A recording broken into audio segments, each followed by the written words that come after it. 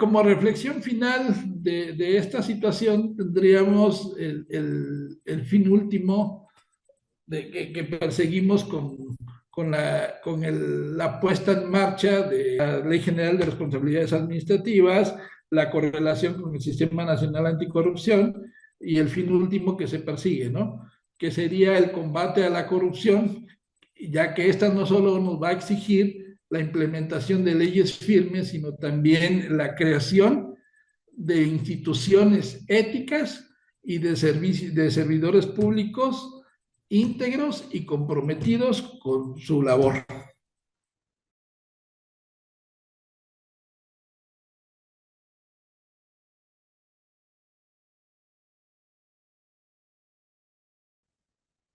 Muy bien, pues buenas tardes a todos y todas los que nos acompañan, quienes nos acompañan en esta gran sesión de 25 de junio del 2025. El día de hoy contamos con un invitado de lujo, el maestro Juan Manuel Alonso, asociado de la Orden Mexicana Colegio de la Abogacía, quien nos hablará de dos temas muy interesantes respecto al procedimiento de responsabilidad administrativa. Quiero señalar algunos aspectos importantes de la carrera del maestro Juan Manuel Alonso. El maestro Juan Manuel Alonso es licenciado en Derecho egresado de la Facultad de Derecho y Ciencias Sociales de la Universidad Benito Juárez de Oaxaca. Él obtuvo una mención honorífica en el examen de oposición en la tesis profesional en dicha entidad educativa. Además, el maestro Juan Manuel de Jesús Alonso Rosales cursó maestría en políticas públicas por el Tecnológico de Monterrey y en este mismo lugar cursó un diplomado en liderazgo 360.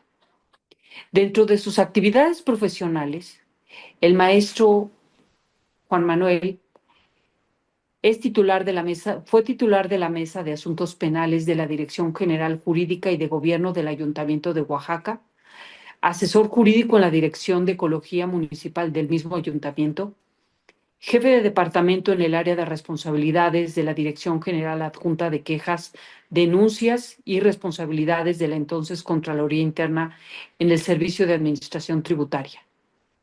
Ha sido también asesor jurídico de la legislatura en el Congreso del Estado de Oaxaca.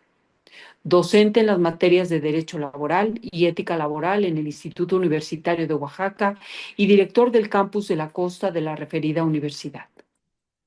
Ha sido coordinador de asesores jurídicos en la Dirección Ejecutiva de Recursos Humanos de la Comisión Federal para la Protección contra Riesgos Sanitarios, COFEPRIS.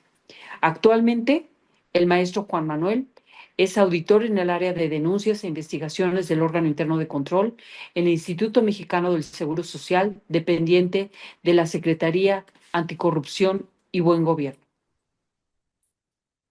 Dentro de sus actividades relevantes, el maestro Juan Manuel ha sido reconocido como ciudadano distinguido por el Ayuntamiento de Oaxaca de Juárez, otorgándosele por mérito a la labor desempeñada.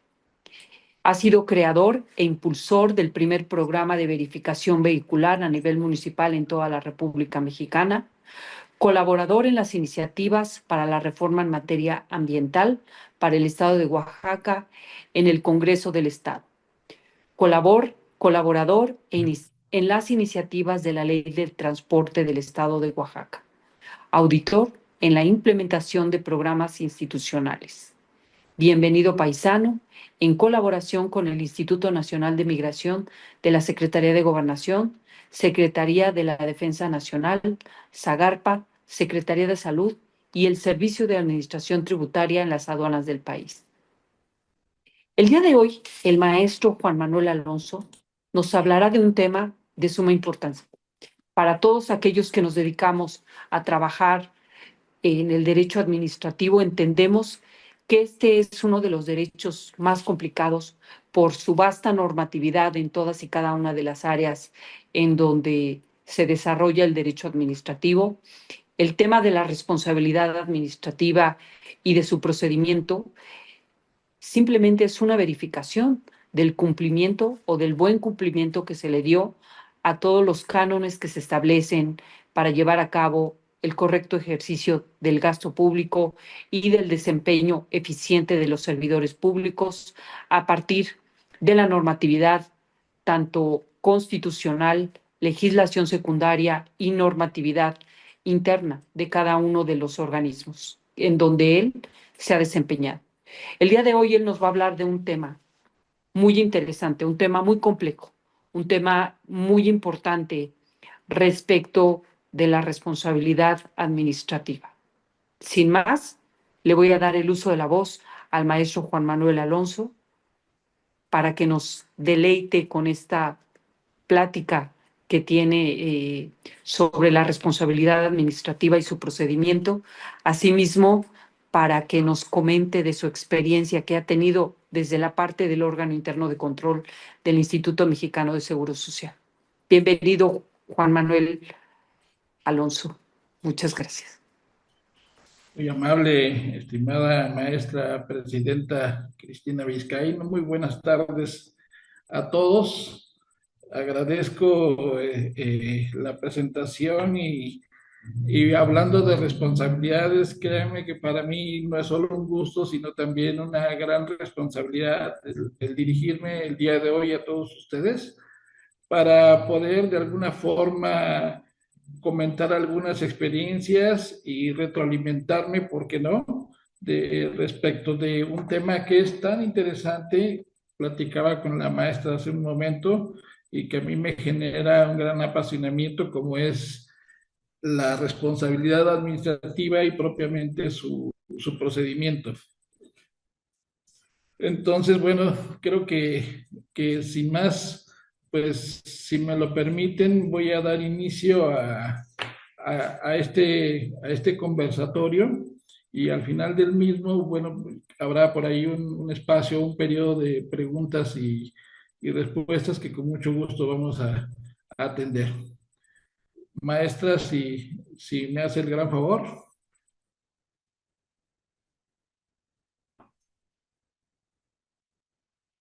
Bien, el tema que nos va a ocupar el día de hoy es la responsabilidad administrativa y su procedimiento.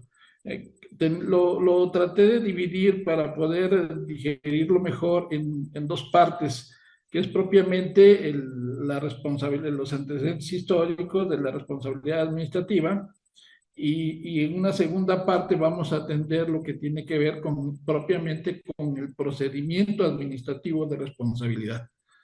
La siguiente, por favor, maestra.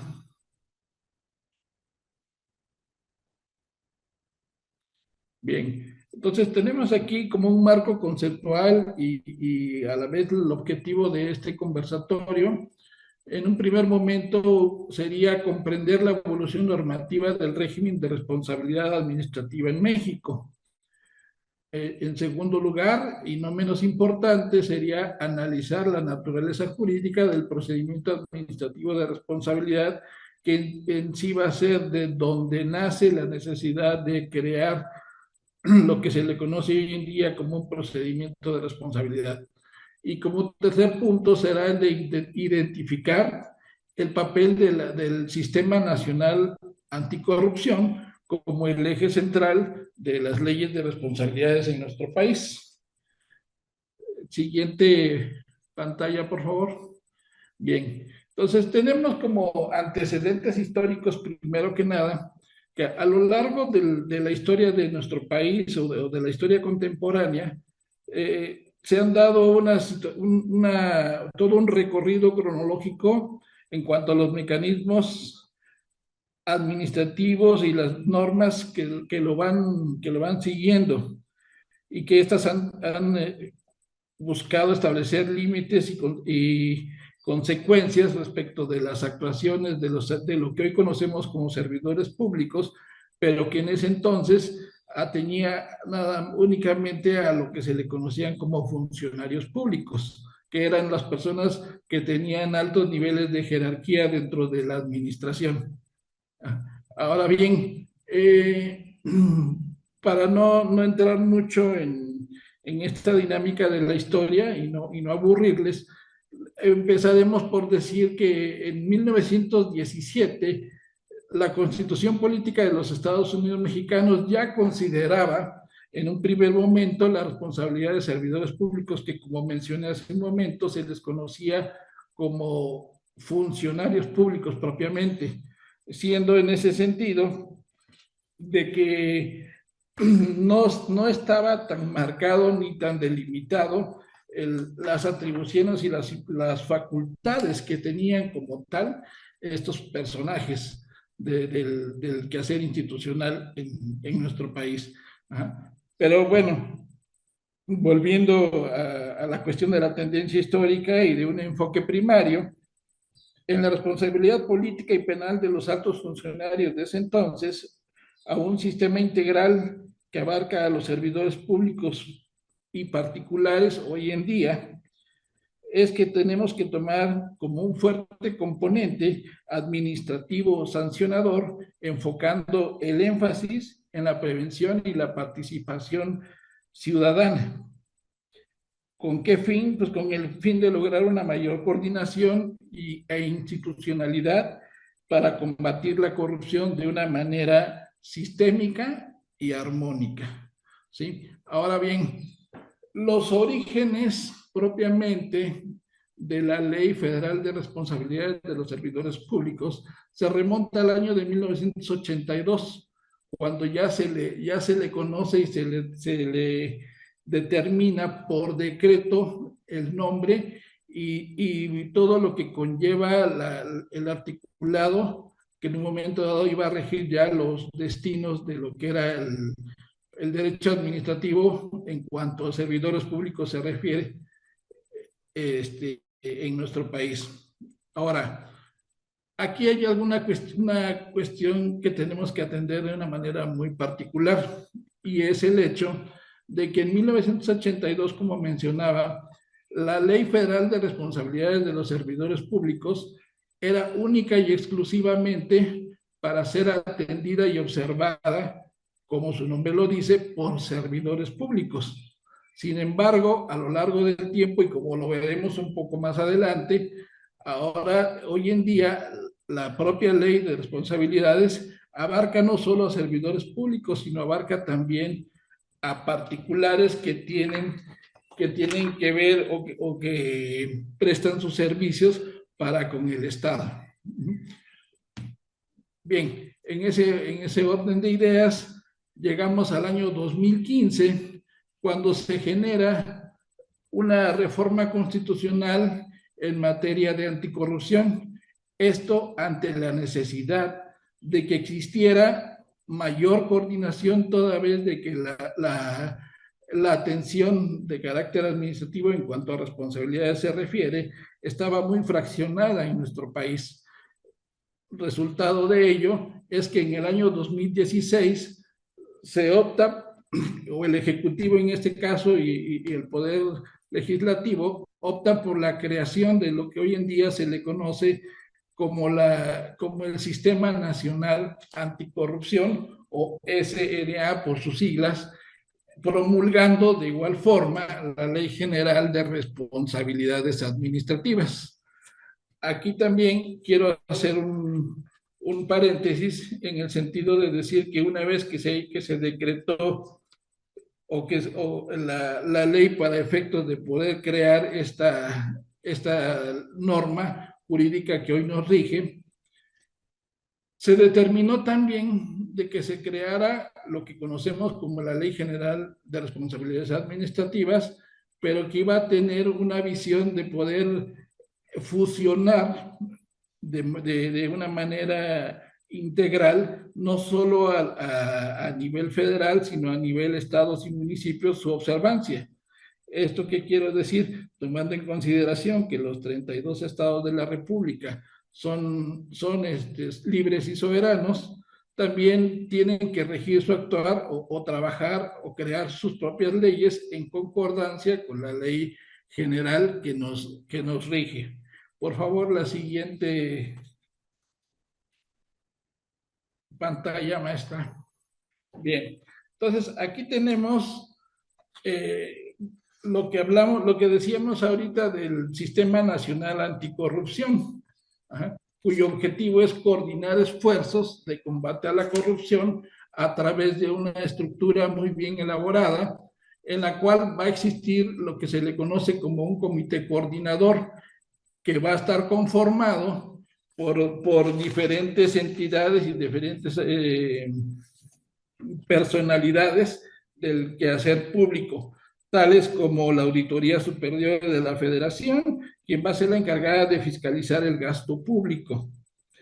De igual forma, lo que se le llamaba hasta hace un par de meses la Secretaría de la Función Pública, hoy mejor conocida como Secretaría Anticorrupción y Buen Gobierno, a partir de la entrada de la presente administración pública, y quien preside es la maestra Raquel Buenrostro, que es una persona muy docta en temas de fiscalización y que nos sentimos también muy halagados y muy complacidos, pero a la vez también muy comprometidos en cuanto a la labor que nosotros venimos desempeñando actualmente para poder, en lo posible, coadyuvar y ayudar a que el fenómeno y este fantasma de la corrupción que ha regido en nuestro país por décadas, de alguna forma se vaya disminuyendo, porque pues todos sabemos que es un tema que difícilmente podemos hablar de una desaparición de dicho fenómeno, pero bueno, la otra autoridad, que es la que también va a conformar lo que conocemos como Sistema Nacional Anticorrupción, vendría siendo la Fiscalía Especializada en combate, perdón, a la corrupción, que es quien se va a encargar de la persecución de los delitos de este tipo. Posteriormente también tenemos al Consejo del... Perdón, la interrupción, pero Perdón, está... perdón,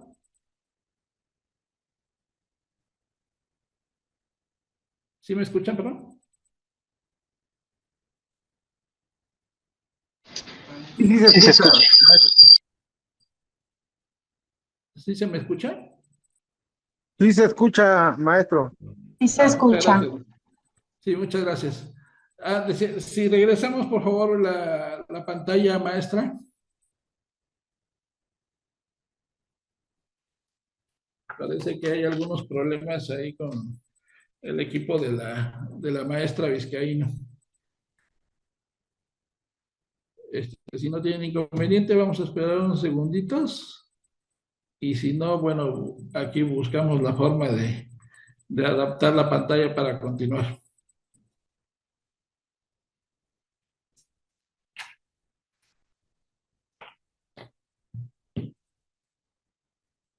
Bien, entonces, como decíamos que otro de las instituciones o entidades que van a conformar lo que conocemos como el Sistema Nacional Anticorrupción va a ser lo que llamábamos hasta hace poco el Consejo de la Judicatura Federal, quien aseguraba la autonomía e independencia del Poder Judicial, el cual a partir de la reforma al Poder Judicial viene a ser suplido por dos nuevos órganos, a saber, el órgano de administración judicial, quien se va a encargar propiamente de todas las cuestiones de carácter administrativos que tengan que ver con esa autoridad, y asimismo el Tribunal de Disciplina Judicial, ¿sí? Que como todos sabemos también es quien se va a encargar de sancionar el actuar improbo en un momento dado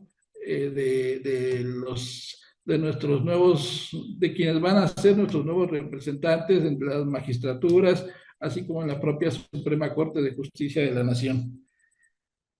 Enseguida tenemos también otra de las entidades que viene siendo, o lo que era propiamente también ahorita con estos temas de las reformas, tenemos que irnos adaptando y acostumbrando de alguna forma también a estos cambios, y no solo los cambios estructurales, sino también en la denominación de los mismos.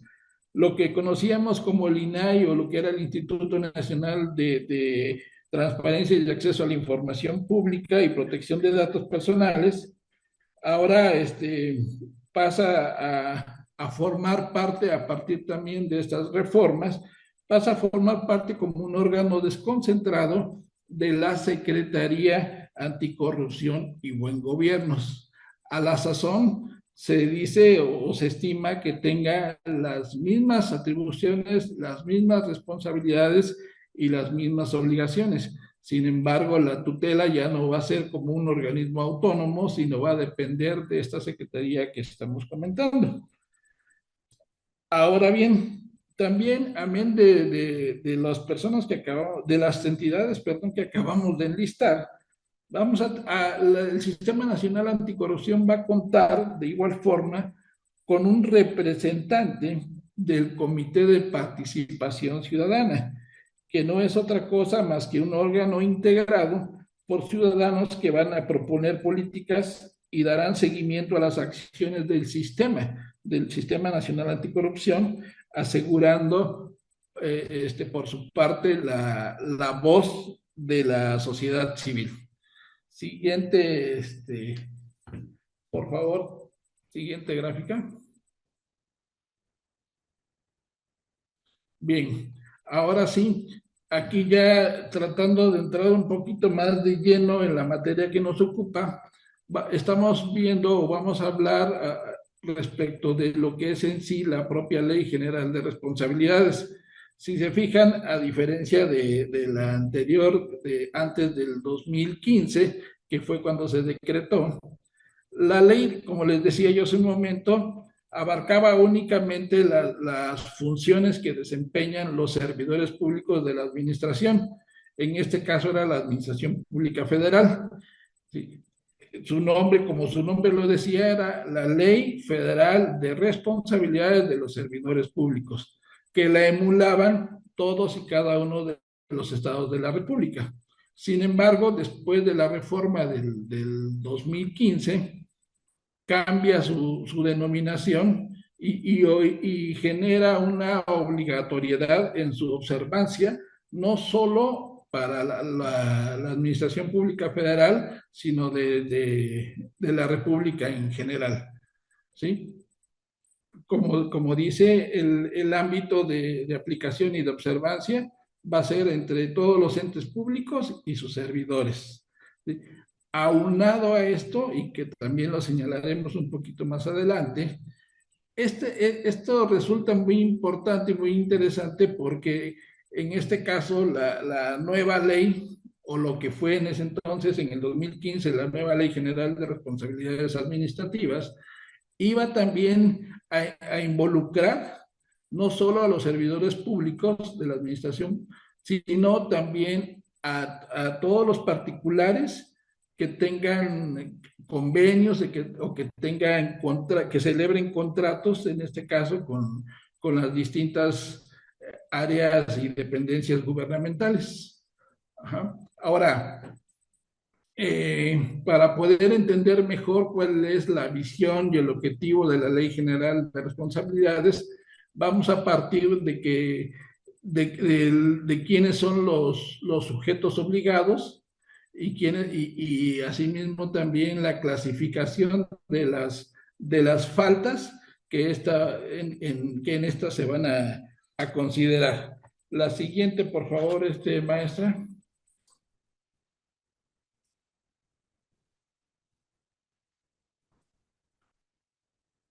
Como principios rectores de la Ley General de Responsabilidades Administrativas, vamos a tener que su objetivo principal va a ser el prevenir, detectar y en su caso sancionar las faltas administrativas por hechos de corrupción, así como establecer las bases para la reparación de los daños y perjuicios que resulten de estas conductas, buscando fortalecer la integridad, la ética y la rendición de cuentas. Los sujetos los sujetos a los que hace referencia, los sujetos de responsabilidad a que hace referencia esta ley, van a ser, como decía ahorita, tanto los servidores públicos como los particulares. Ahora, para poder entender mejor el concepto, vamos a analizar a quienes nos referimos como servidores públicos. Entonces, tenemos que los servidores públicos va a ser cualquier persona que desempeñe un empleo, cargo o comisión dentro de la administración pública, en los entes públicos de los tres órdenes de gobierno, que es como lo mencionaba hace un momento, ya sea federal, estatal o municipal. Por el otro lado, vamos a tener también a los particulares, que no son otra cosa más que las personas físicas o morales que van a participar en actos vinculados y que pueden dar pie también a responsabilidades de carácter administrativo y que van a estar consideradas para efectos como faltas graves. ¿Cuáles podrían ser una de estas faltas graves a las que hace alusión la ley? Puede ser el soborno, puede ser el tráfico de influencias o puede ser la colusión entre servidores públicos para beneficiarse ya sea a sí mismo o ya sea a terceras personas o a través de interpósitas.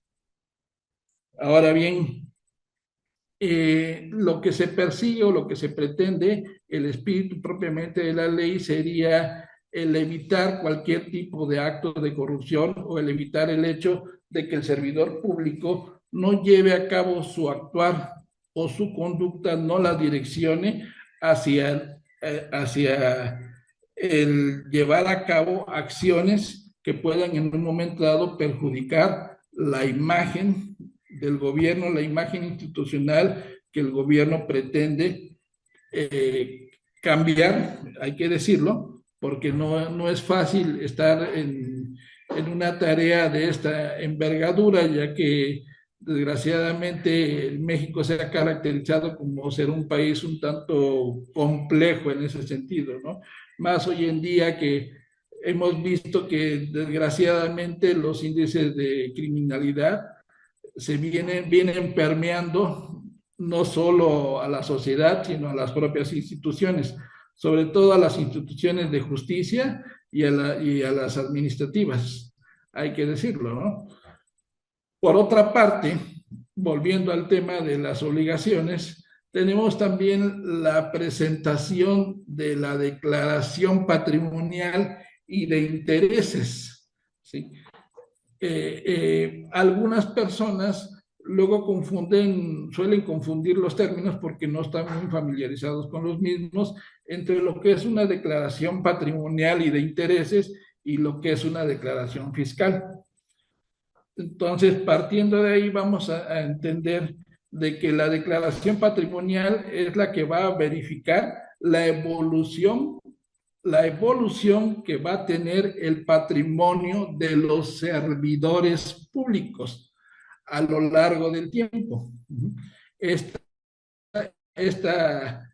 declaraciones, en el caso de las declaraciones patrimoniales y de intereses, van a ser de tres tipos, que va a ser la declaración de inicio, la declaración de modificación y la declaración de conclusión.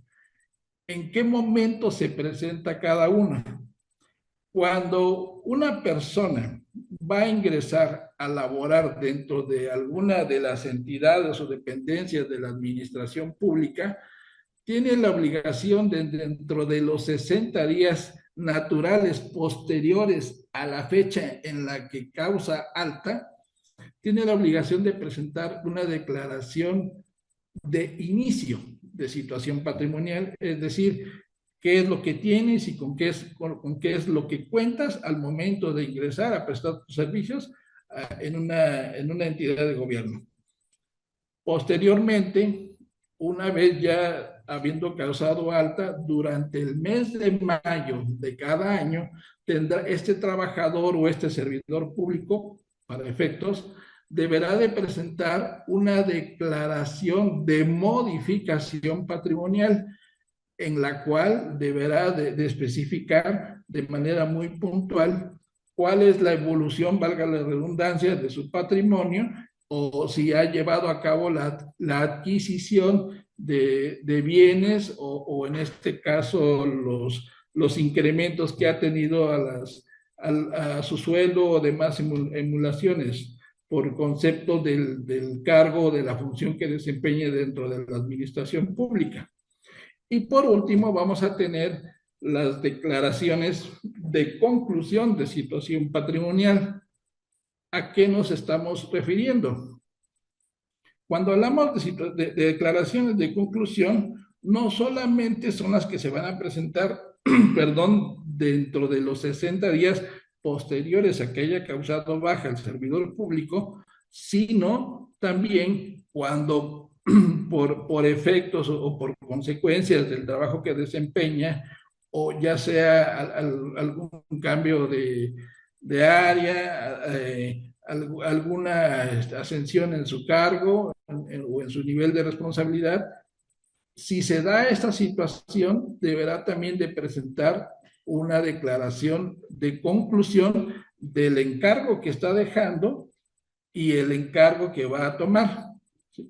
Esto siempre y cuando el trabajo que esté desarrollando sea en una entidad o dependencia diferente. ¿Qué quiero decir? Por vía de ejemplo, si yo estoy trabajando dentro del Instituto Mexicano del Seguro Social y dejo de prestar mis servicios a partir del último día del mes de junio del 2025, y resulta que a la vuelta de 10 o 15 días voy a ingresar a laborar se me ocurre pensar ahorita en la Secretaría de Gobernación, tengo la obligación, si no han transcurrido los 60 días, de presentar, primero que nada, la declaración de conclusión cuando cause baja de la primera dependencia y posteriormente presentar la declaración de inicio en la dependencia donde voy a causar alta. Bien, entonces hasta aquí estamos en el entendido respecto de algunas de las muchas obligaciones que tenemos los que prestamos un servicio dentro de la Administración Pública Federal. Pasamos, por favor, a la siguiente gráfica, maestra.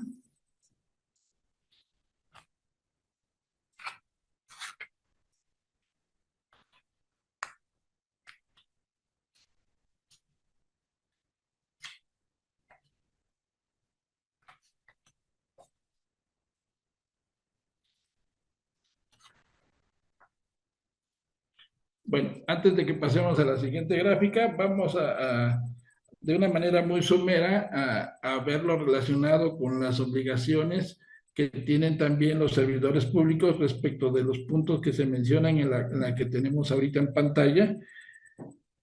Las principales obligaciones y el catálogo de conducta exigibles por parte de la autoridad hacia los servidores públicos van a versar sobre lo siguiente.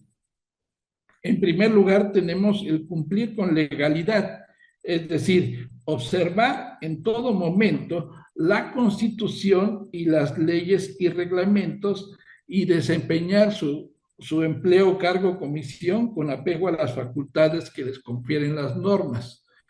¿Esto qué quiere decir?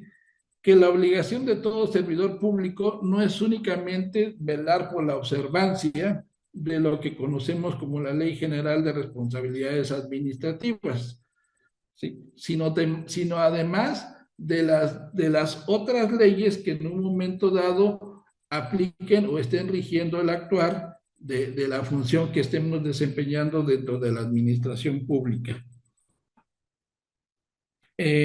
La siguiente sería el conducirse con honradez. ¿A qué nos estamos refiriendo con esto? A no solicitar ni aceptar para sí o para terceros llámese dinero, objetos o servicios en razón del encargo que estemos prestando o desarrollando, incluyendo el abstenerse de cualquier acto de corrupción, llámese cohecho o llámese peculado. ¿Sí? Para efectos, al peculado lo vamos a conocer como aquella conducta mediante la cual el servidor público se va a valer de los recursos con los que cuenta, llámese económicos, financieros o bienes, se va a valer para obtener provecho de los mismos para sí, a través del mismo servidor público o de interposición persona. Y si hablamos de cohecho, bueno, pues entonces también van a ser todos aquellos actos que vayan encaminados a poder.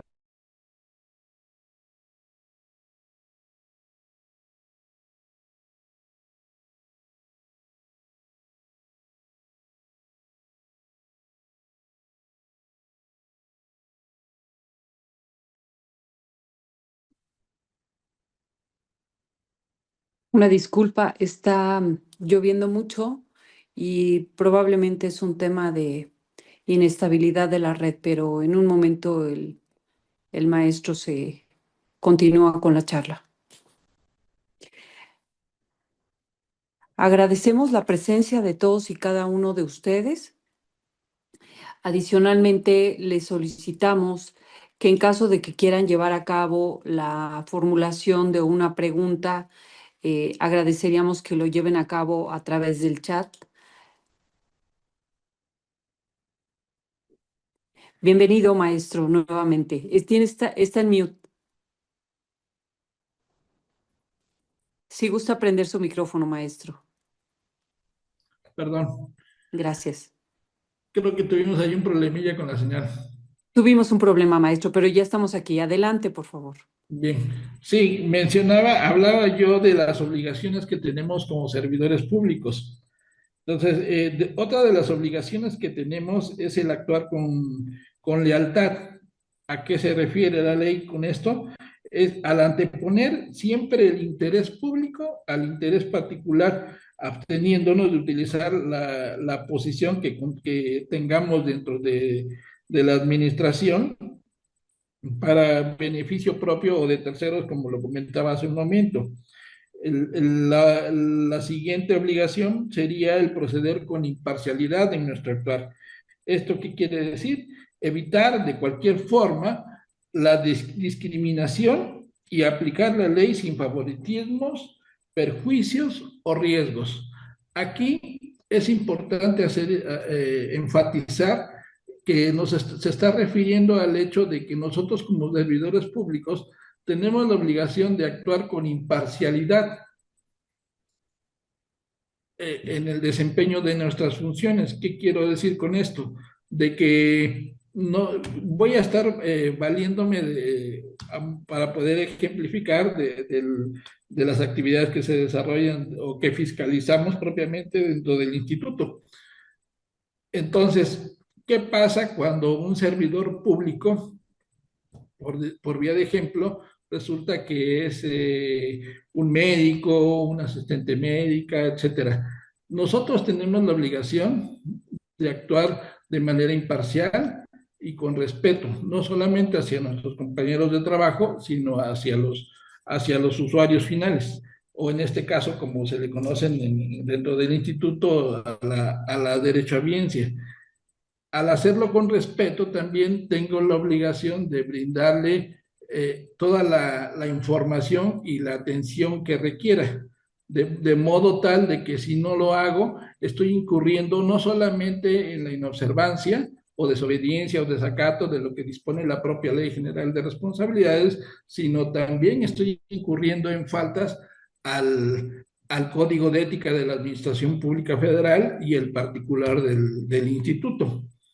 Ahora bien, existen otras leyes que de alguna forma se concatenan con la Ley General de Responsabilidades Administrativas y que nos van a dar por resultado el fortalecer precisamente las medidas para evitar todo tipo de acto de corrupción.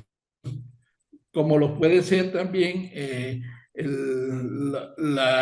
una problemática que desgraciadamente se ha ido incrementando no solo en el país, sino dentro de las instituciones, tal es el caso del acoso. El acoso es un problema muy delicado, muy grave y que ha venido permeando poco a poco también a través de no solo en la sociedad, sino en la administración pública, de modo tal de que en este caso, la administración que encabeza la maestra Buenrostro ha sido muy puntual en cuanto al hecho de que nosotros debemos desde tener una visión preventiva más que sancionadora, no obstante que la ley nos otorga esa facultad, pero la idea de esto es prevenir. ¿Y cómo lo vamos a prevenir? A través de crear los mecanismos para crear una nueva cultura de respeto, de inclusividad hacia las personas, ¿no? Independientemente de su condición social o sus capacidades. Entonces, existen hoy en día también protocolos que se han creado ex profeso para esos fines y que nosotros tenemos la obligación de poder valernos de ellos para en un momento dado, de ser el caso, y si existen denuncias respecto de ese tipo de conductas indebidas, aplicar las sanciones correspondientes, obviamente previa a la investigación de los hechos. Volviendo al tema de las obligaciones de los servidores públicos, otra de las mismas sería el desempeñar las funciones con eficiencia. Es decir, no es únicamente de que si yo estoy devengando un sueldo por los servicios que estoy prestando dentro de la administración pública, eso me va a dar derecho a llegar y sentarme tranquilamente, prender mi equipo de cómputo y esperar nada más a que pase el tiempo, ¿no? Es decir, debo de realizar las actividades para las que estoy devengando un salario con profesionalismo, con dedicación, con diligencia y procurando, en este caso, el mejor aprovechamiento de los recursos públicos. Por otra parte, y no menos importante, es el rubro de la rendición de cuentas, que no es otra cosa más que informar y justificar las decisiones y el uso de los recursos públicos, garantizando la transparencia en la gestión. Por vía de ejemplo, comentábamos hace un rato con nuestra querida presidenta Vizcaíno, el hecho ha tomado gran relevancia todo lo relacionado con las licitaciones públicas. Antes existía lo que nosotros conocemos como una ley específica para poder llevar, ley de adquisiciones y obra pública, para poder llevar a cabo las compras de bienes y de insumos, así como los servicios que se requieren dentro de la propia administración. Este tema es medular porque por las características de cómo se lleva a cabo todo el procedimiento de las licitaciones públicas, se presta mucho para manejarlo de manera discrecional, no obstante que existe toda una reglamentación al respecto. Desgraciadamente se han visto muchos casos de opacidad y de clientelismo. Digo, tomando en cuenta que valga el comentario y desgraciadamente se da mucho en nuestro país, la cuestión esta de que solemos ser muy creativos y muy inteligentes, tanto para las cuestiones buenas como para las cuestiones malas, ¿no? Entonces, cuidando mucho ese aspecto de los dineros, de los recursos y el manejo de los mismos, esta nueva administración del Ejecutivo Federal, en este caso, ha cuidado mucho esa situación de modo tal de que hoy en día todas las licitaciones o todas las adquisiciones y las compras de insumos ya las ha estado centralizando. ¿Qué quiere decir o qué quiero decir con esto? ¿A qué me quiero referir? Al hecho de que antes los recursos se le dispensaban a las áreas o a los estados o a las delegaciones de las dependencias, en el caso de las dependencias federales, para que estas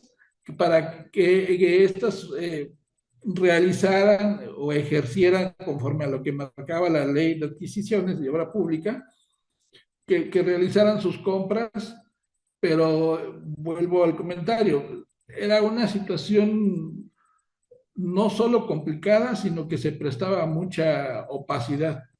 Entonces, tratando de cuidar y de disminuir o erradicar esos actos de corrupción, es que el gobierno ha optado por centralizar todo este tipo de compras. No está de más el que yo diga de que ciertamente ahorita vemos en el caso de todo lo que tiene que ver con salud, que han habido muchos comentarios, la gran mayoría negativos en cuanto a la cuestión de la adquisición de los medicamentos.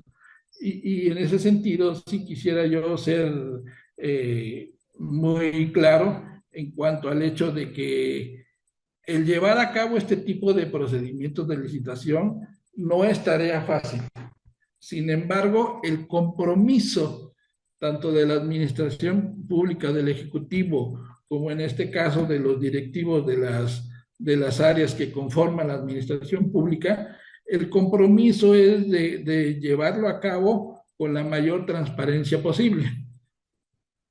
Y bueno, en eso estamos y al final del día la labor que desempeñamos nosotros, quienes formamos parte de los órganos internos de control, pues precisamente esa es la labor titánica que nos está tocando realizar, ¿no? El fiscalizar, pero también el ser muy objetivos, ser muy imparciales y en su momento dado, si existen los elementos necesarios para poder iniciar alguna investigación que pueda derivar en un procedimiento de responsabilidad administrativa, pues lo tenemos que llevar a cabo, ¿no? Sin tomar en cuenta o sin detenernos a ver quién o quiénes son los personajes o los servidores públicos que han estado incurriendo en este tipo de situaciones. Bien, hasta aquí. No sé si estoy todavía con tiempo, maestra, para poder pasar a la siguiente Sí, parte, o usted me indica, por favor. sí, maestro, sí, adelante. Yo creo tenemos muy buena asistencia todavía. Tenemos muchos servidores públicos que han entrado exclusivamente para escuchar esta ponencia, porque es de gran importancia conocer no solamente la parte sustantiva, sino también la parte de la ejecución del procedimiento de responsabilidad administrativa. Entonces, yo sería de la idea de que, por favor, adelante con la presentación. Ya está, de Perfecto. hecho, en pantalla. Bien. Entonces, tenemos que la naturaleza jurídica del procedimiento administrativo de responsabilidad es un procedimiento, o hasta hace poco se le conocía como un procedimiento de tipo administrativo sancionador. Sin embargo, como lo he estado reiterando, las políticas o la visión que trae la maestra Buenrostro, quien es la titular de la Secretaría Anticorrupción y Buen Gobierno, es el hecho de enfatizar la cuestión preventiva del asunto. Ya no está nada más fiscalizando con el fin de poder o de tener que sancionar algún tipo de conducta irregular por parte de algún servidor público, sino optar por mejor prevenirla. ¿Y de qué forma lo vamos a hacer? Bueno, llevando a cabo talleres, llevando a cabo eventos y de concientización, tanto con las autoridades encargadas de la administración pública, con los propios servidores públicos que conforman la misma. ¿Cuál es la finalidad? la finalidad del procedimiento administrativo de responsabilidad va a ser el determinar la existencia de la responsabilidad administrativa en los servidores públicos. Esto está sustentado en el artículo 109 constitucional y en la propia Ley General de Responsabilidades Administrativas. ¿Cuáles van a ser sus características? Pues los principios de legalidad, del debido proceso, la oralidad parcial y la publicidad. Ahora bien, ¿cómo se va a llevar a cabo un procedimiento de responsabilidad administrativa o el inicio propiamente del mismo? Bien, si ejemplificamos, en los órganos internos de control vamos a recibir denuncias ciudadanas. Estas denuncias en el ámbito federal se pueden registrar, se pueden presentar ya sea a través de un sistema exprofeso creado por la propia Secretaría, que se le conoce como Sistema Integral de Denuncia Ciudadana, mejor conocido como SIDEC.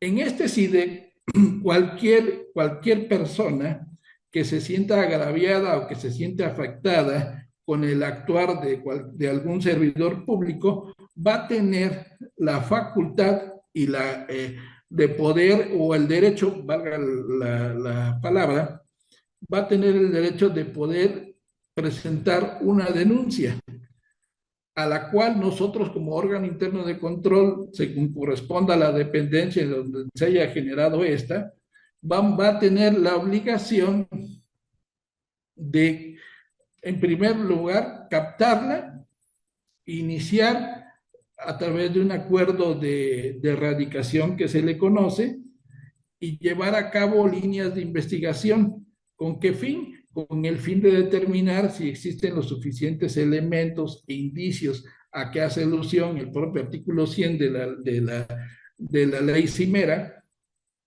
de modo tal de que si se llegara a contar con esos elementos y se pudiera acreditar la responsabilidad de un servidor público, en ese momento nosotros vamos a proceder como autoridad investigadora a ponerlo de consideración o hacerlo del conocimiento de lo que se le conoce como autoridad sustanciadora, que para efecto resulta ser el área de responsabilidades de los órganos internos de control. Aquí es muy importante también establecer, respecto de lo que mencionábamos hace un momento en cuanto a los tipos de conducta o a las faltas que se generen con motivo de las mismas, hablamos de dos tipos. Hablamos de conductas graves y conductas no graves. En el caso ahorita vamos a definir cada una de ellas, pero cuando hablamos de las conductas no graves, estas van a ser substanciadas, van a ser investigadas por el área correspondiente de investigación de denuncias de los órganos internos de control, quienes a su vez, una vez que ya hayan obtenido o tengan los elementos necesarios para poder acreditar la referida responsabilidad, ponerlo a vista o hacerlo del conocimiento del área de responsabilidades, quien en su momento tendrá la facultad y atribución para poder iniciar el procedimiento administrativo de responsabilidad, ¿sí? y girar citatorio, en este caso, al servidor público presunto responsable, volviendo al tema de lo que comentábamos ahorita, en cuanto al cumplimiento del debido proceso.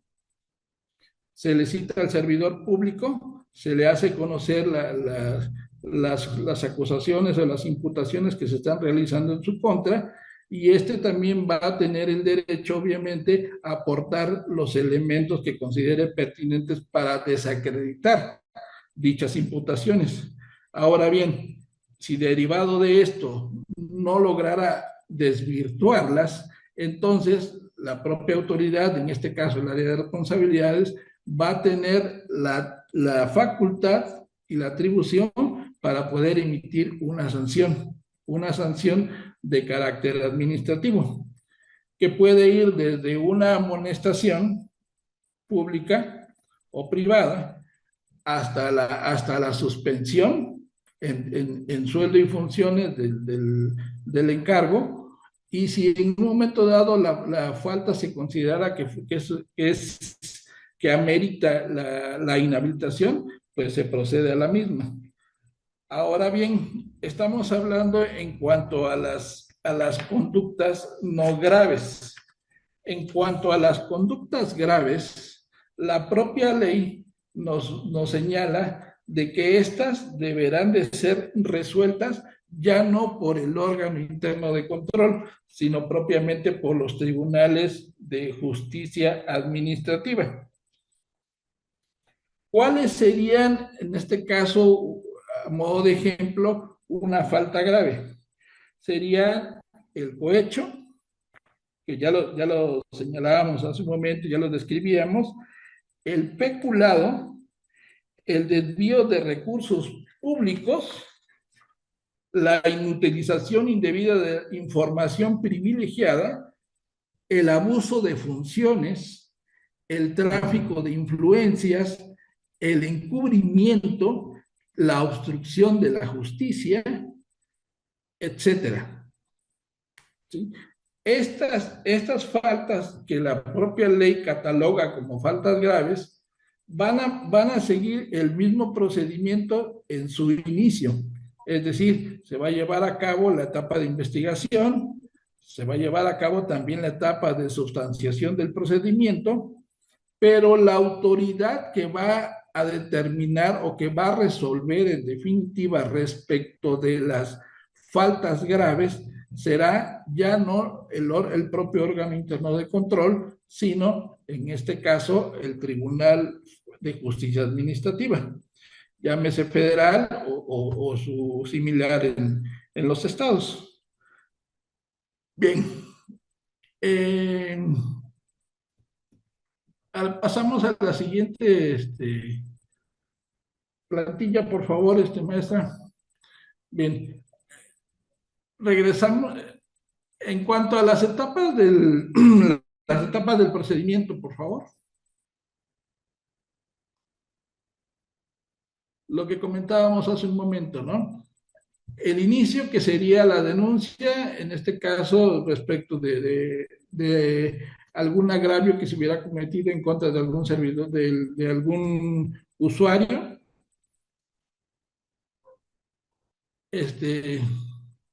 Bien. Y en el caso de lo que comentábamos hace un rato de la prestación de servicios por parte de particulares, serían el resultado de una auditoría o algún acto de fiscalización. ¿Qué queremos decir con esto o a qué se refiere? Bueno, en el caso muy particular de las licitaciones públicas, ahí intervienen tanto un representante del gobierno a través de una dependencia, de un organismo, así como un particular, llámese empresa o persona física con alguna actividad empresarial que tenga como fin el prestar o el ofrecer un servicio o el vender algún bien al gobierno. Si derivado de ese actuar entre el gobierno y los particulares existieran indicios de que hubo actos de corrupción, se procederá a una auditoría, la cual va a tener como resultado el inicio de una investigación que va a concluir con lo que ya mencionábamos hace un momento, ya sea la substanciación del procedimiento y la imposición de la sanción correspondiente, que no por el hecho de ser particulares no le exime de la misma, ¿sí? Y la correspondiente sanción que decía yo. Bien, ahora, decíamos o mencionaba la etapa de la investigación, y estoy siendo un tanto reiterativo en ese sentido, como el acopio de las pruebas o elementos por parte de los órganos internos de control. Hablaba de la sustanciación del procedimiento. Esta sustanciación del procedimiento la va a llevar a cabo, en este caso, el área de responsabilidades de los órganos internos de control en las dependencias de gobierno correspondientes, abriéndose una apertura, abriéndose o iniciándose ya no un nuevo expediente, sino dándole continuidad al que ya fue investigado, a modo de poder desarrollar el procedimiento, citar al servidor público y en un último momento determinar si existió o no la responsabilidad y emitir la sanción correspondiente. En cuanto al tema de la resolución, como decía, esta se va a llevar a cabo en tratándose de conductas no graves por parte, perdón, por parte de la autoridad sustanciadora o la autoridad resolutora, que para efectos vendría siendo el propio órgano interno de control a través del área de responsabilidades. Y en tratándose de conductas graves, estas van a ser resueltas por el Tribunal de Justicia Administrativa. Algo muy importante también que no puedo dejar de lado es el hecho de señalar de que si derivado de este actuar o de estas conductas surgiese la comisión no solamente de una conducta como tal, sino de un delito, la autoridad, en este caso el órgano interno de control, tiene la facultad de poder llevar a cabo la presentación de la denuncia correspondiente ante la autoridad, ante la instancia penal, ¿sí? Y que será en su momento dado quien resuelva respecto de los hechos delictuosos en que se pudiera haber incurrido derivado de algún procedimiento o de alguna conducta que haya sido generada por parte de los servidores públicos, ¿sí?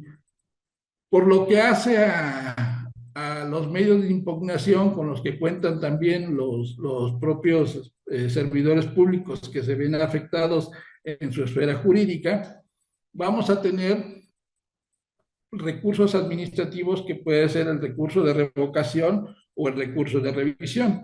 El recurso de revocación se va a presentar ante la propia autoridad que está emitiendo el acto y que será quien tenga que resolverlo. El recurso de revisión también va a tener que ser presentado ante la autoridad que emitió el acto o incluso va a poder llevar a cabo la objeción de la conducta o de la sanción que se le pudiera haber impuesto ante las otras instancias que para efectos ya conocemos, como puede ser el juicio de amparo, etcétera. No sin antes poder agotar o deber agotar, en su caso, el juicio de nulidad correspondiente, que este deberá desahogarse ante de igual forma el Tribunal de Justicia Federal y Administrativa. Ojo con esto.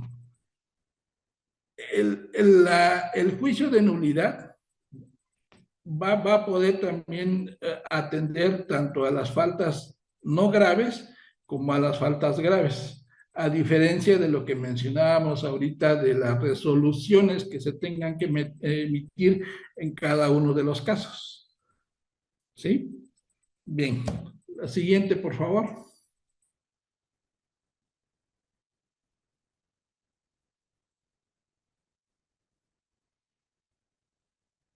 Bien.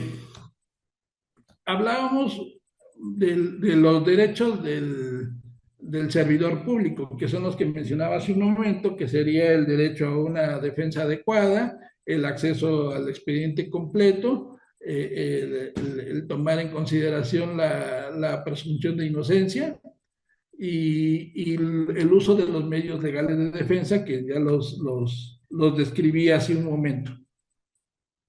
La siguiente, por favor.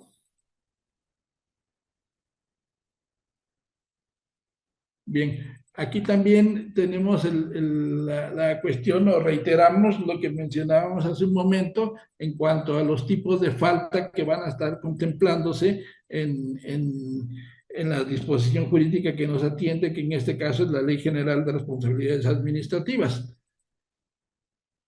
Hablábamos de faltas no graves y hablábamos de faltas graves. En el caso de las faltas no graves, dijimos que vamos a tener desde la amonestación, la suspensión, la destitución. Aquí en la plantilla me hizo falta señalar la inhabilitación y en su caso una sanción económica si es que derivado de la ejecución de la conducta se creó o se generó algún daño, en este caso, al erario público.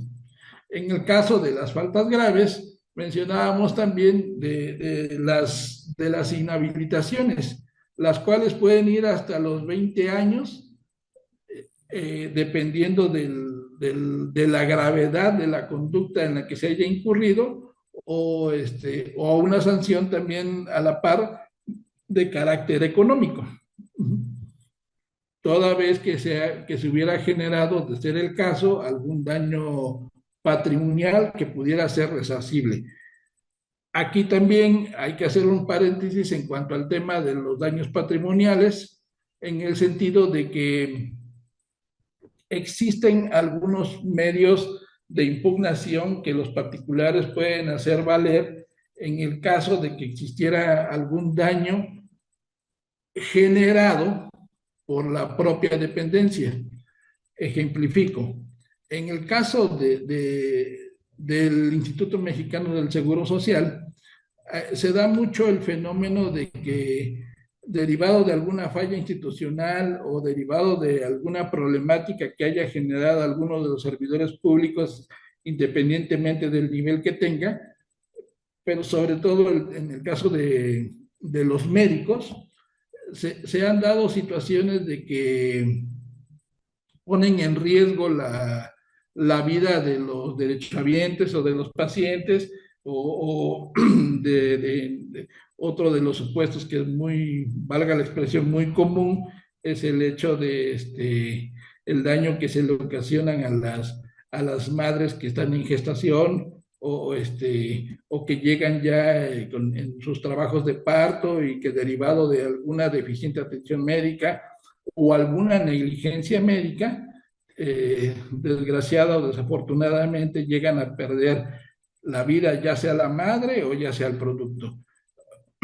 En casos como estos existen también, amén del daño que se le pudo haber generado, en este caso al paciente, y como son daños de imposible reparación, existen otros medios que se pueden hacer valer para poder determinar lo que se le conoce como un daño patrimonial del Estado. Es decir, el Estado es quien en ese momento tiene que asumir o adoptar el carácter de responsable, y en un momento dado, dependiendo de lo que resuelva, en este caso la autoridad por la vía civil, tener que cubrir alguna compensación respecto del daño que se le pudiera haber ocasionado a la persona. A contrario sensu, en el caso de los daños patrimoniales que se le puedan generar al Estado derivado de alguna conducta indebida, tenemos también que van a existir las sanciones económicas hacia los servidores públicos. Es decir, la sanción no va a ser únicamente respecto de alguna suspensión o de alguna inhabilitación, sino también va a conllevar el pago del daño que pudieron haber generado con su negligencia. Bien, la siguiente, por favor.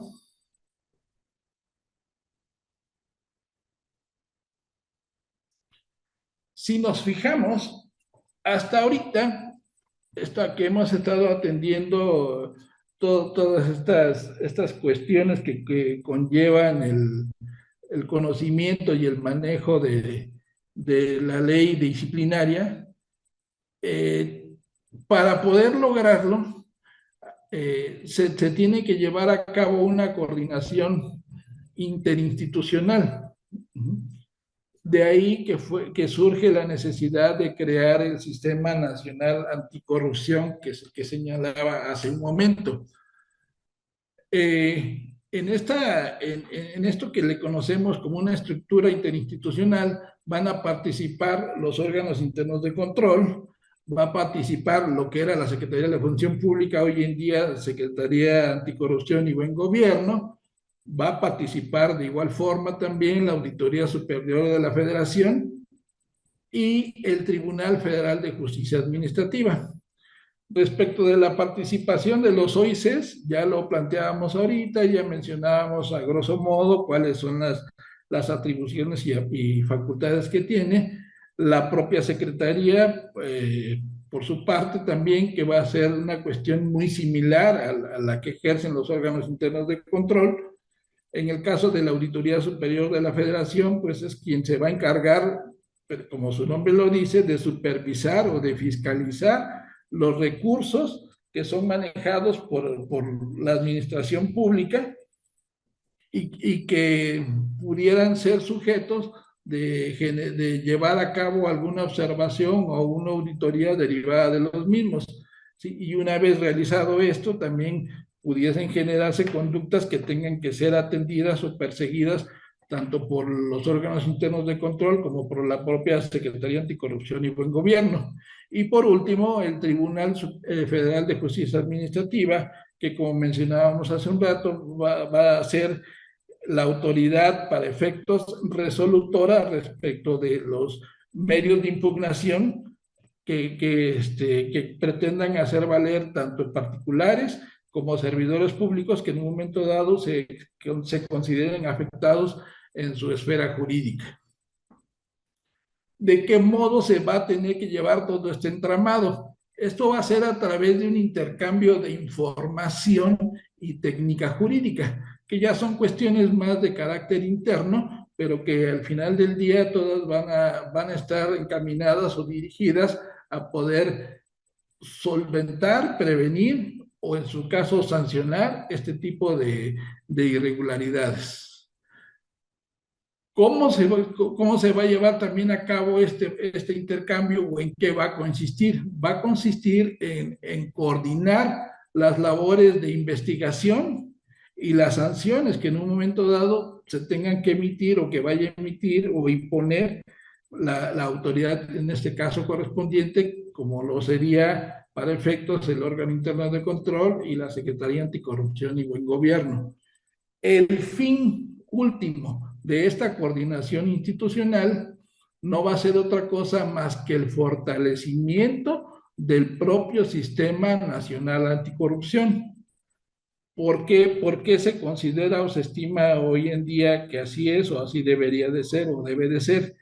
Porque hasta antes de la creación de la ley, de las reformas a la ley de responsabilidades, todas las actuaciones de este tipo de autoridades se encontraban fraccionadas, es decir, cada quien hacía su parte, pero no había una interrelación que permitiera en un momento dado generar los espacios o las áreas de oportunidad encaminadas a poder disuadir este tipo de conductas o en definitiva poder desaparecerlas, si fuera el caso. Por favor, la siguiente.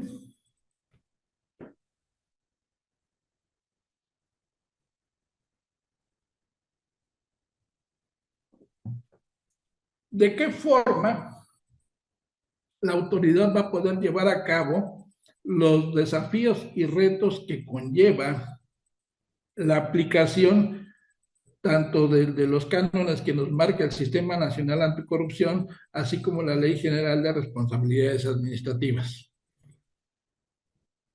¿Cuáles van a ser estos desafíos? ¿Cuáles son estos retos? ¿Y cuáles se considera que pudieran ser los elementos que nos puedan servir de base para poder solventarlos o para poder superarlos? La primera tenemos que sería la capacitación constante del personal de los órganos internos de control. ¿Esto por qué? Porque hay que decirlo. El personal del órgano interno de control, no obstante que como cualquier servidor público tiene las obligaciones que ya mencionábamos, también estamos no estamos exentos de poder incurrir en algún tipo de sanción de las que nos marca la propia ley. Es decir, no por el hecho de que nosotros seamos parte de un órgano interno de control, no estamos exentos de poder incurrir en inobservancia o en violación de alguna de las normas que se están mencionando y que regulan en un momento dado el quehacer de nosotros como servidores públicos de igual forma. La siguiente sería la homologación de criterios a nivel nacional.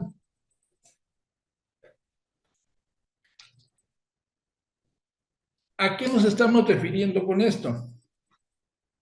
Cuando hablamos de homologación, mencionaba con antelación el hecho de que a partir de las reformas que hubo a la ley y la observancia de manera general que conllevó la creación de la misma, todos los estados de la República tuvieron que homologar, valga la expresión, sus leyes sustantivas para que existiera armonía.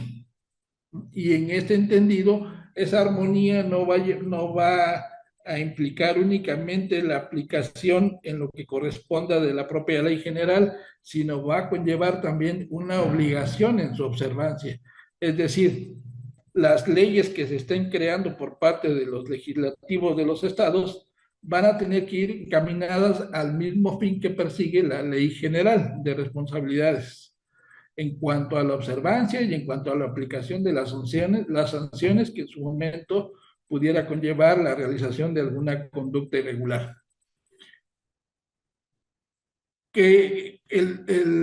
En cuanto al fin que se persigue con este tipo de situaciones, es el fortalecimiento de una cultura de legalidad y una ética pública. ¿Cómo lo vamos a lograr? ¿O qué, al final del día, cuál es la pretensión final para poder determinar de que está cumpliendo con su objetivo, con su misión esta ley? En este caso va a ser lo que nosotros conocemos y la tan anhelada transparencia real y efectiva, pero conllevando también una gran, importante y relevante participación de la ciudadanía. En este sentido, habría que considerar el hecho de que tal vez, a modo de una crítica y muy respetuosa, haga falta el llevar o implementar algunos mecanismos para que el público usuario, o los particulares, etcétera, quienes se vean afectados, tengan mayor conocimiento de los derechos que le asisten a través de la propia ley, ¿sí? Y se sientan con esa confianza de poder denunciar hechos o actos o conductas irregulares, en el entendido de que los órganos internos de control o las autoridades fiscalizadoras, como en este caso a la que yo pertenezco, se va a actuar, y se va a actuar con imparcialidad, en beneficio de una justicia que resulte también pronta, como lo marca nuestra Constitución, expedita y con miras a poder disuadir o erradicar en lo posible la corrupción que hoy en día impera y que tanto ha venido afectando a nuestro querido México. La siguiente, por favor.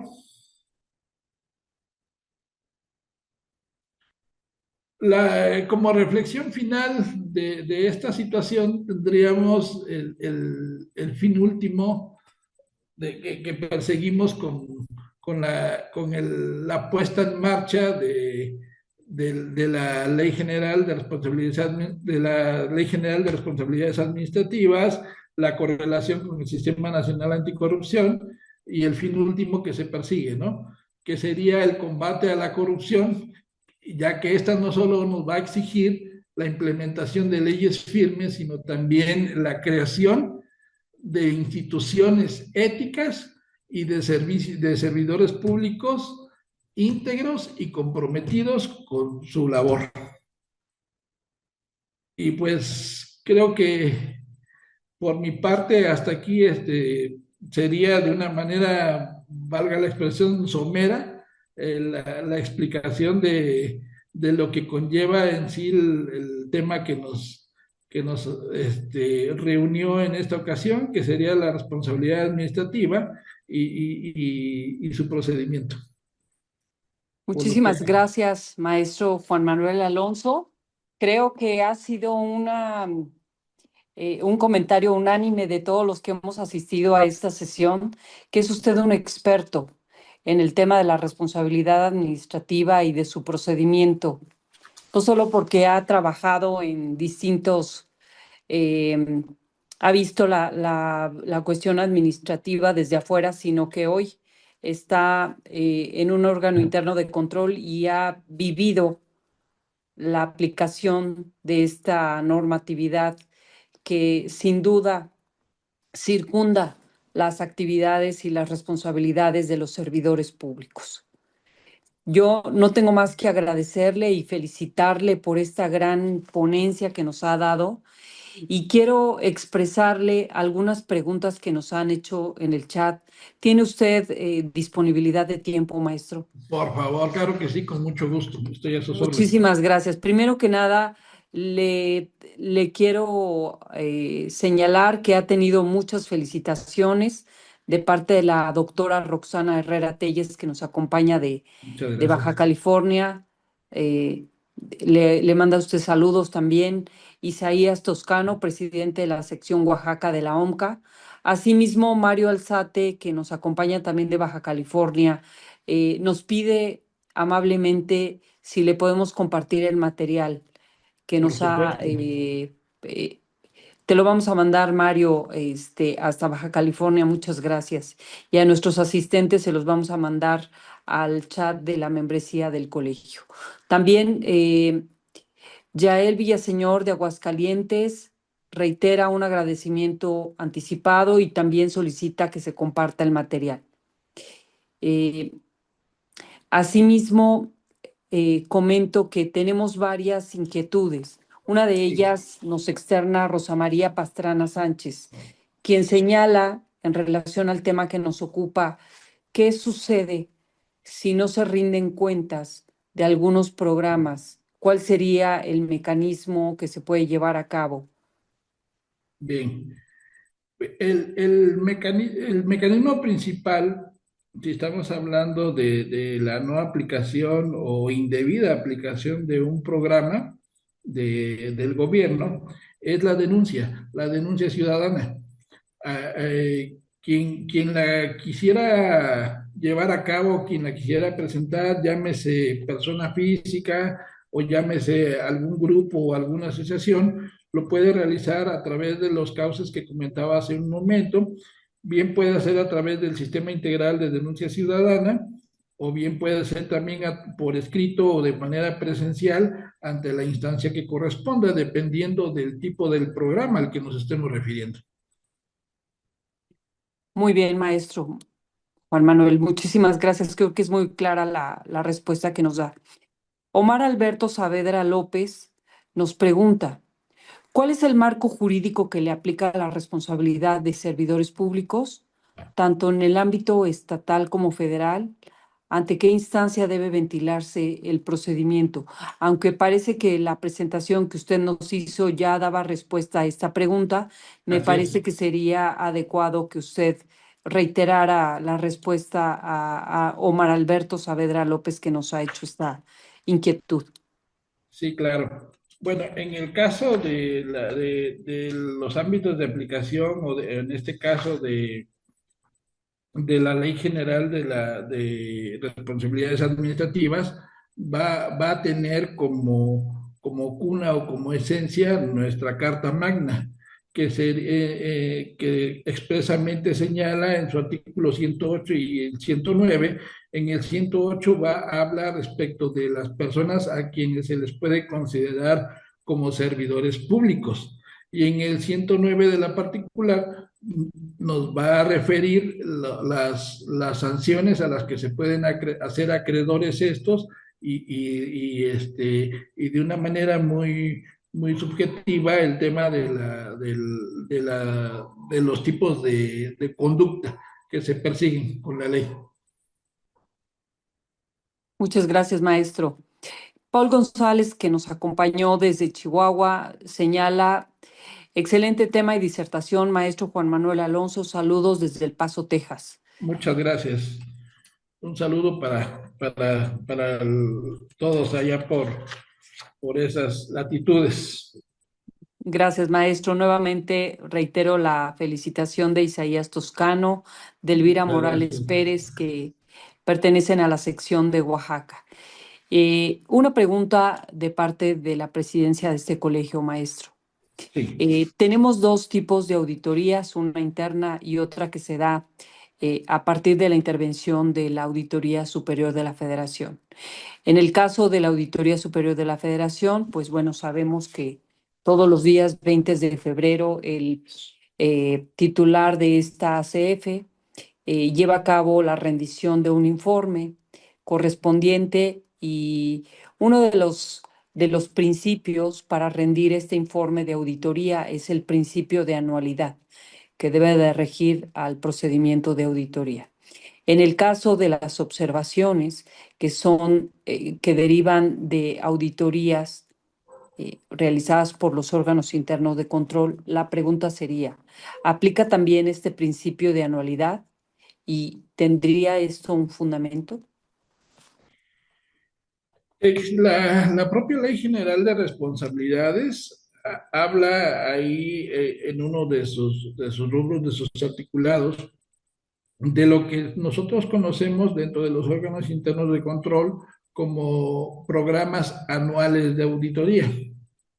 Sí, y estos son los que van a ser considerados por las áreas correspondientes dentro de los propios órganos internos de control para poder determinar las áreas que en su momento pudieran ser más susceptibles de tener que llevarse a cabo este tipo de ejercicios con miras a cuidar lo que mencionábamos en cuanto al buen manejo y la transparencia de los recursos que se ejercen por parte de las dependencias o entidades de la administración pública. Muchísimas gracias por su respuesta, maestro. Muy acertada, muy amable. Aquí en el chat está teniendo nuevamente el agradecimiento de Yael Villaseñor, de Roxana Herrera Telles, que nos acompaña y que también agradece la presencia del maestro Alzate, quien aceptó participar en esta conferencia. Adicionalmente, Roselia Bernardo de la sección Oaxaca le felicita y la gente de pediatría pide también enviar la presentación al correo que nos está indicando. Lo cual, bueno, ya tenemos la anuencia del ponente para llevar a cabo la presentación de esta gran sesión. Y son todas las preguntas que se encuentran en el chat, maestro Juan Manuel Alonso. Le pregunto, ¿quisiera usted dar una reflexión final respecto del tema que nos acaba de compartir? Sí, muy amable. Pues sí, creo que la reflexión que cabría respecto de este importante e interesante tema que nos está ocupando sería el hecho de que necesitamos fortalecer una cultura de transparencia, una cultura de ciudadana que permita en un momento dado también a la autoridad como tal poder mejorar los ámbitos de actuación y de aplicación de la ley. ¿A qué me refiero de manera concreta? Al hecho de que si bien es cierto de que hoy en día, como le mencionaba antes de que entráramos aquí en la sesión, estimada presidenta, si bien es cierto que Oaxaca con sus 570 municipios es uno de los estados con el mayor índice de denuncias por parte de personas, llámese, valga la expresión, personas comunes o usuarios finales, así como de trabajadores dentro de la propia administración.